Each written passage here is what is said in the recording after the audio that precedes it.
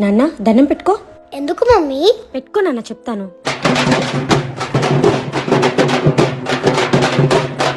ఇప్పుడు చెప్పేందుకో? చనిపోయిన వాళ్ళు దేవుడితో సమానం. వాళ్ళ ఆత్మకు శాంతి కలగాలని మనం అలా దండం పెట్టుకోవాలన్నమాట.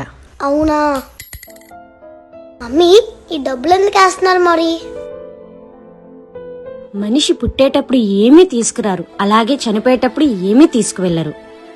నేను బ్రతుకున్నంత కాలం చాలా డబ్బు సంపాదించాను, కానీ చనిపోయేటప్పుడు నాతో ఒక్క రూపాయి కూడా తీసుకువెళ్ళట్లేదు. రేపొద్దున మీ పరిస్థితి అయినా అంతే. కాబట్టి బ్రతుకున్నన్న రోజులు ఆనందంగా, న్యాయంగా, నలుగురికి సహాయపడుతూ హ్యాపీగా బ్రతకండి.